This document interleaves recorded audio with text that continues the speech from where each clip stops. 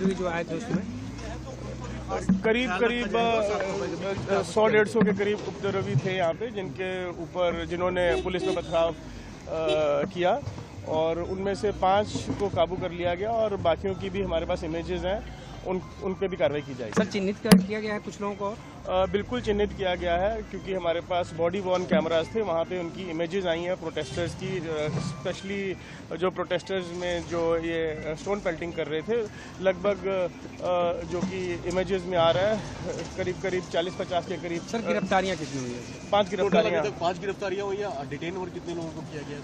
उसके अलावा भी करीब 10 से 15 लोग डिटेन किए हैं, 5 गिरफ्तार कर लिए। गिरफ्तारियाँ आगे हो सकती है और आइडेंटिफिकेशन के बाद? बिल्कुल आइडेंटिफिकेशन की जा रही है और further investigation inspector special staff कर रहे हैं सेंट्रल डिस्ट्रिक्ट के, और कॉन्स्पिरेसी का एंगल भी देखा जाएगा।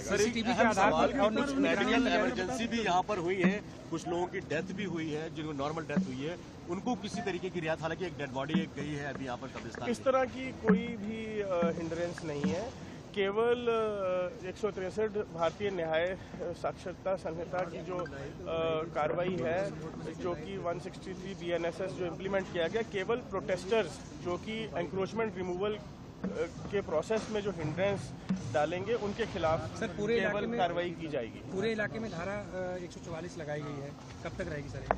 ये केवल डेमोलिशन प्रोसेस जो कि एंक्रोचमेंट रिमूवल का प्रोसेस है, जो कि इस समय मलबा उठाया जा रहा है, उसमें हिंड्रेंस ना आए। उसका डिप्लॉयमेंट कब तक रहने वाला है सर, कुछ idea? This will take time. बिल्कुल देखिए तेरी कसम वो भाई वाह, जवाब नहीं। हाँ भाई नहीं, वाह जीरारी है, वाह भाई वाह, मेरा शेरो तुम्हारी सामने